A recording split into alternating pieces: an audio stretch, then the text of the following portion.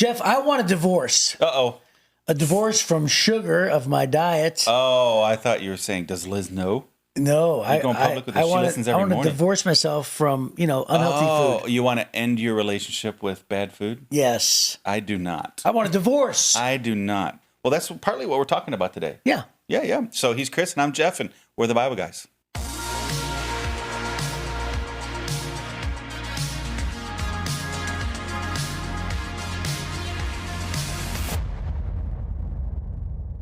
Okay, Chris. Yes. Here we go. We have a segment today called Who's Most Likely. Oh, I have my paddle. We're gonna use the Jeff and Chris paddles. For those listening online, don't worry about it. We just have paddles with our faces on them. Yes. And we're going to hold them up we'll and tell vote. you. Yes. Yes. So the question is this, is who's most likely to do these things? And then we're just supposed to hold it up and guess. Okay. And you know what the secret of this is first instinct. First instinct. Just quickly. First 2 seconds. Yes. Okay. Ready? Yes. Who's most likely to go in a submarine? Me. You. Jeff. Yes, okay. you. Good. Is that who you voted for too? Yep. Okay. And why? Because anything that seems a little dangerous, I want to try.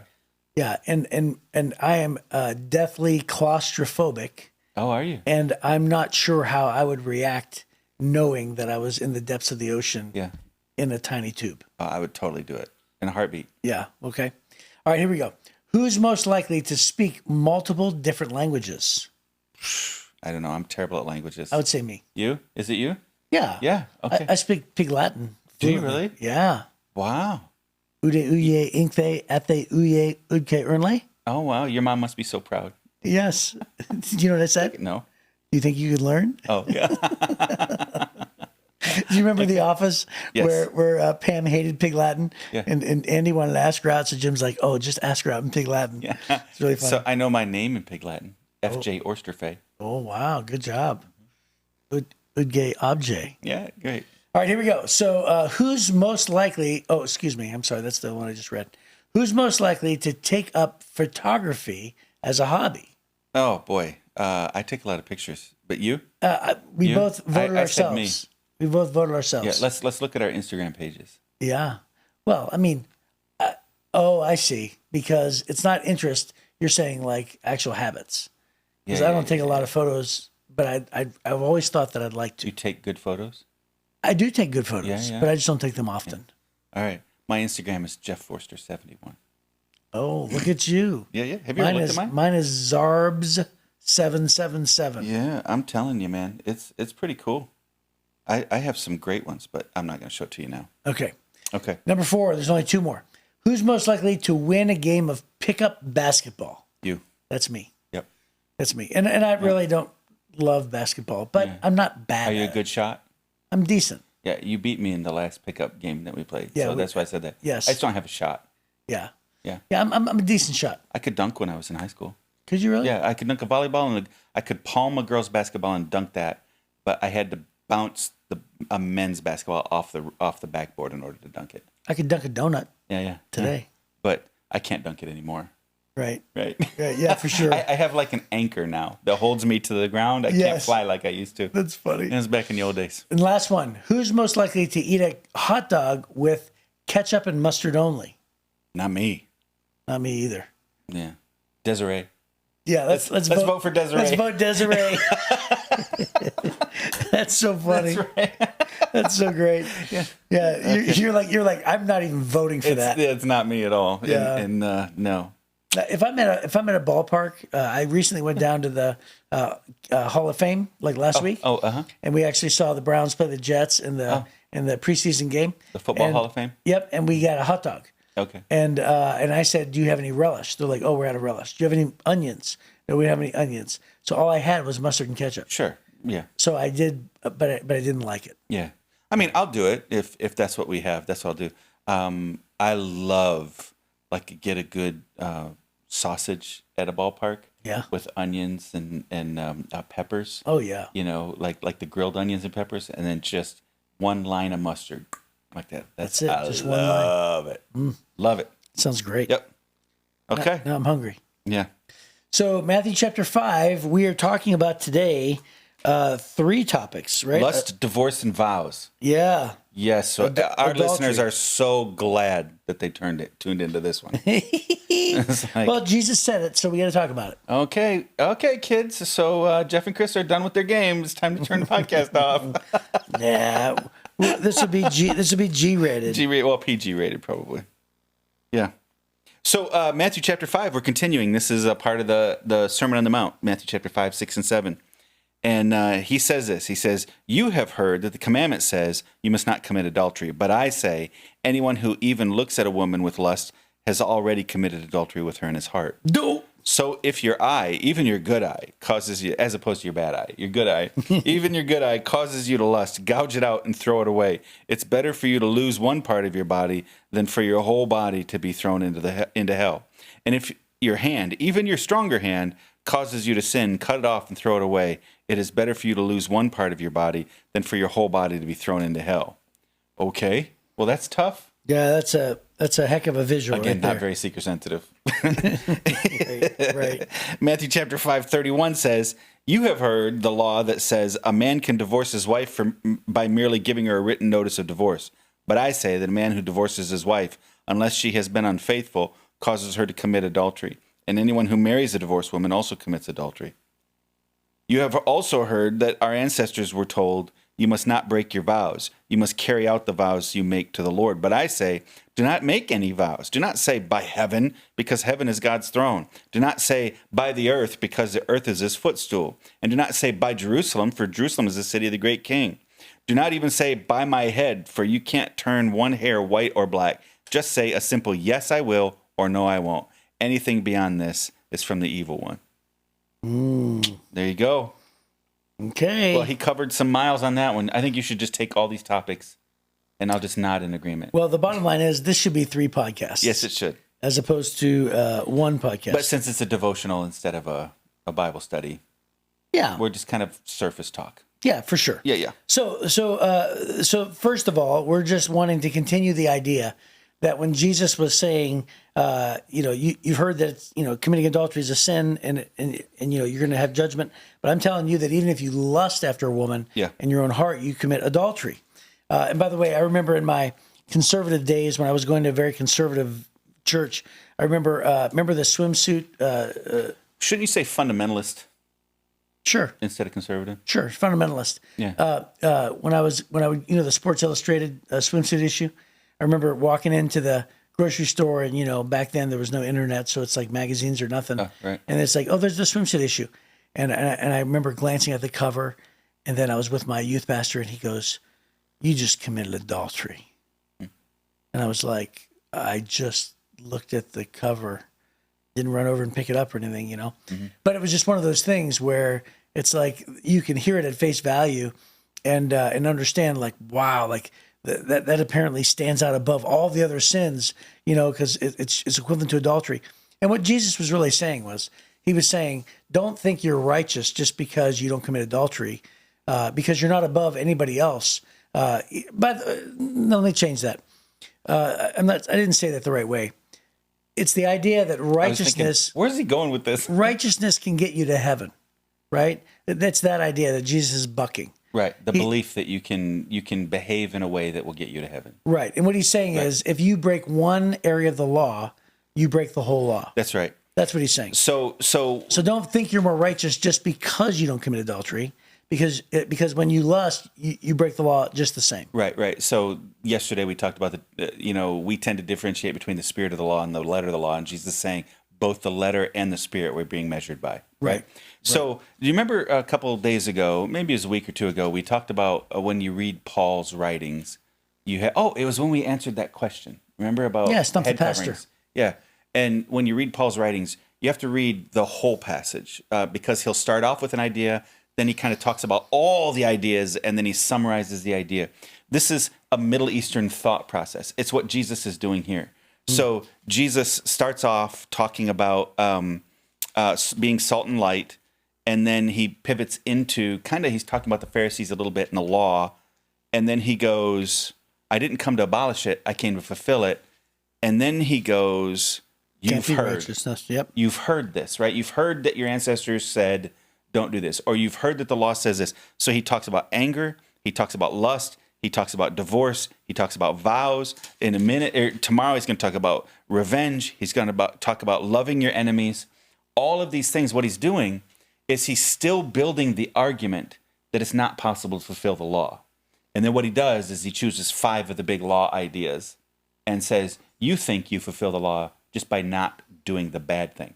Right. Right. You think you fulfill the law by just not committing adultery.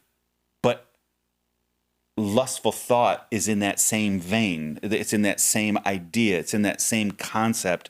And so it's not just the letter of the law, it's the spirit of the law. And he builds the same argument 5 times. Mm-hmm. So basically, these 5 things are the same. They're the same argument. He's not trying to introduce some new teaching.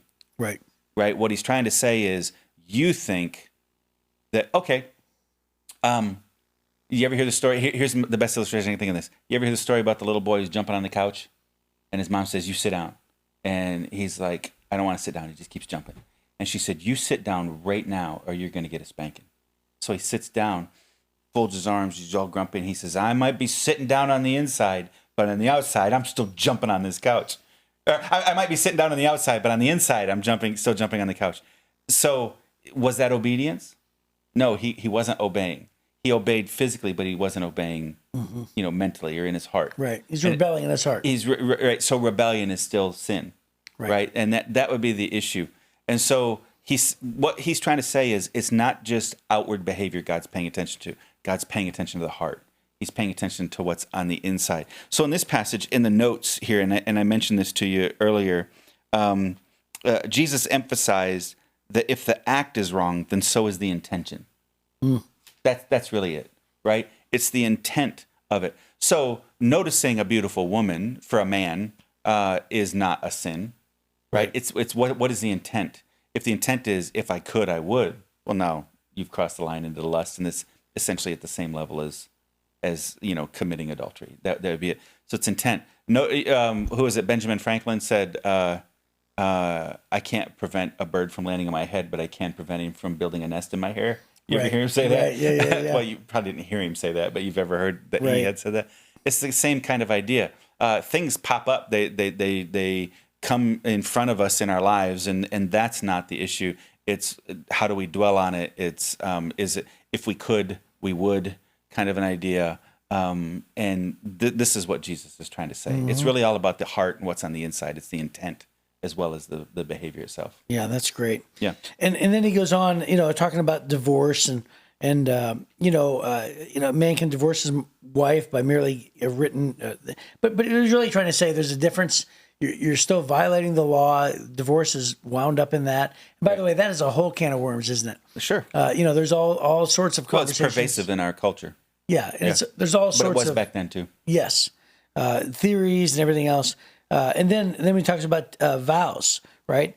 You must not break your vows. And then he says, hey, listen, you want to talk about breaking vows? He uses the simplest, example. Have you ever seen somebody that says, no, I didn't do it? And then they'll say, I promise I didn't do it. But listen, I swear to God. Yeah. I swear to God, right. I've never done it. Right. And what he's saying is, no, listen, you break vows all the time.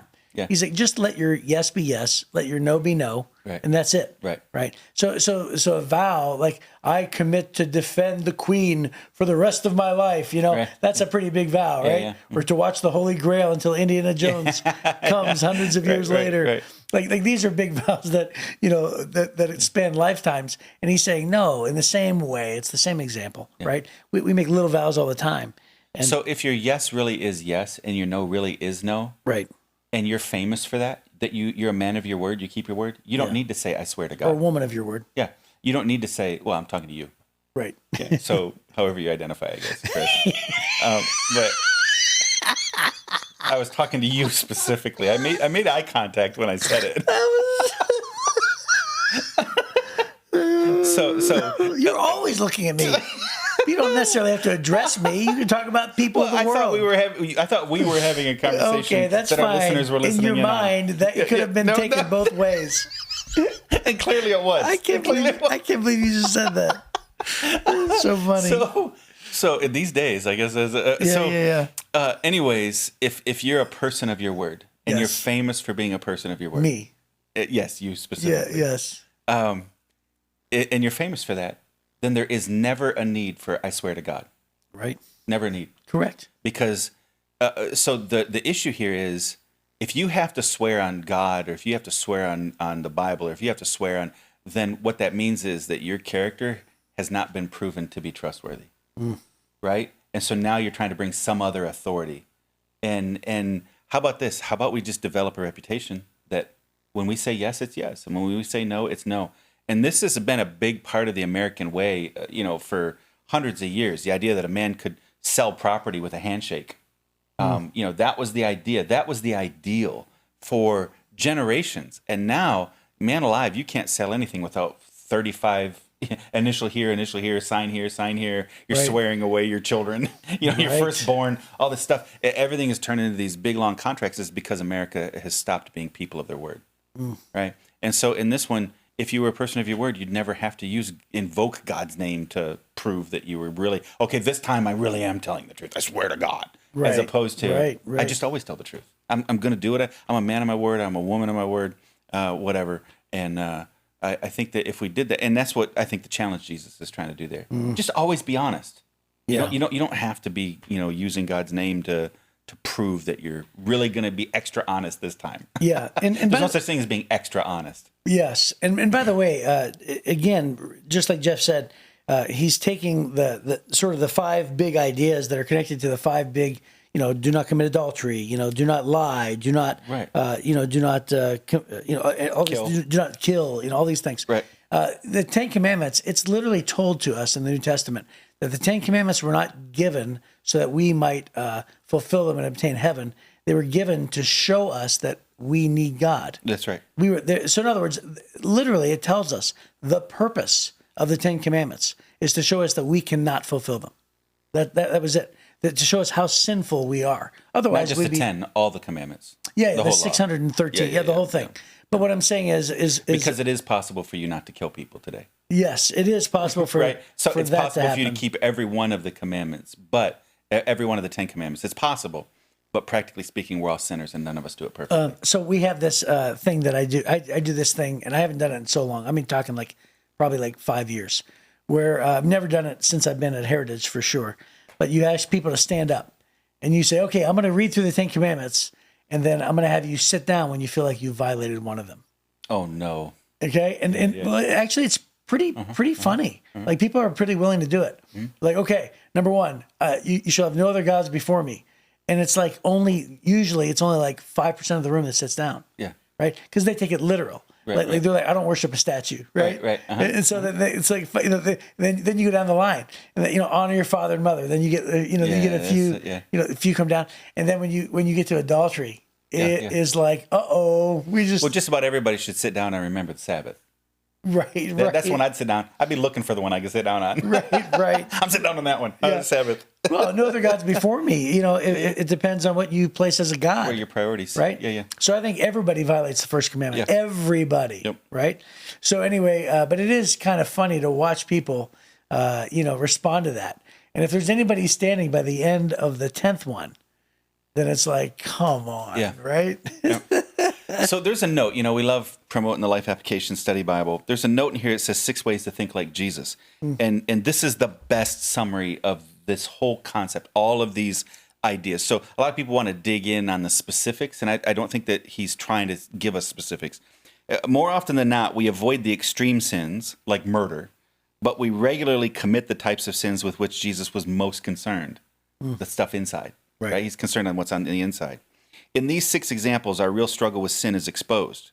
Jesus pointed out what kind of lives would be required of his followers, right? So remember, on the front end, hey, you need to be humble. You need to be a person who's hungry for God. You need to be willing to face persecution. That's what he's telling his followers. You need to be like that. Then you need to be light. You need to be salt. He's telling them, this is what I want from you. And then he's telling them, listen, if you think it's just the letter of the law, I need you to be more concerned about the intent. I need you to be concerned about what's inside, not just what's on the outside. So he says murder, which he's telling us it's not enough just to avoid killing. He's saying instead, avoid anger and hatred. That's what my kingdom looks like. My followers should look like that. Instead of sacrifices, he's offer regular gifts and have right relationship with God. Instead of adultery, it's not enough just to avoid, being intimate with somebody who's not your spouse. Instead, keep your hearts from lusting and being, and instead choose to be faithful. Instead of divorce being just simply, it's not enough to be legally married, but to live out your marriage commitments. That's what he's saying here. So Jesus is inviting them to another level of living, trying to explain to them what his kingdom and his followers are going to be like, not just rule keepers, but people whose hearts are pursuing God. That's that idea of being hungry and thirsty for God. Yeah. If you're hungry and thirsty for God, you're not going to ask, so what is the rule? What's the rule? You're not going to ask that. You're going to begin to say, how do I make sure my heart doesn't even desire that? How do I stay away from those things, right? And so that's what he's doing. It reminds me of every relationship. Can you imagine if, excuse me, that was unfortunate. That was brilliant. That was unfortunate. Well, you're boring yourself now. Yeah, Usually it's me boring you. So I can't believe I'm talking about this. Why am I still talking? Yeah, I just started talking. So it's holy cow. And I forgot what I was going to say. Oh, I was going to say, it's like any relationship. Can you imagine if your wife, for instance, said, make sure you do these 10 things, to make me happy. And you didn't have any heart behind it. Oh, right. Like you were home, but you didn't really want to be home. Right. Yeah. It's like, can you imagine just going through the motions with bad intent and your heart wasn't there? Then that's why Jesus is saying it's not about the rules. It's about the relationship, right? It's about wanting to serve God. It's about loving God, you know?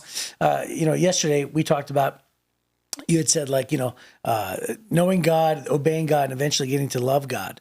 And that's probably true. And we do need to obey God regardless of what, of how we feel for certain. Yeah. But I think the most healthy way to obey God is out of love. Mm-hmm. So, it's just so much easier that way, right? Yeah. Not because we have to, but because we want to. Well, that's more sustainable. Yes. So, which is why I said healthier. So I think, this is true with regard to intimacy in general, in marriage or whatever. Not to be overly explicit, but nobody wants their spouse or their partner to just go through the perfunctory motion, right? Yeah. You want to be wanted. Right. You want it to be a heart thing, right? A connection there.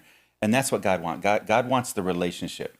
But there are times, and it's not inappropriate, even psychologists will say, sometimes you just get started, and then you find yourself getting into it. Right. Right? And it's the same thing. Sometimes you just obey. Just obey even when you don't feel like it. Yeah. And next thing you know, you just are being drawn more closer and closer and closer to God.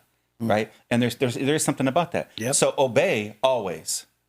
But what God's desire is that your heart would follow. And there is, once you get started, sometimes then your heart and your desire for God follows. And so which came first, I'm not sure that you can know, right? It's kind of this perpetually evolving thing, but God wants your heart more than he just wants your perfunctory obedience. He wants both. Yeah, right. That's right. But he wants your heart. Well, that's really great. That's a great place to end. Good. So, hey, we will see you next time, hopefully on the Bible Guys.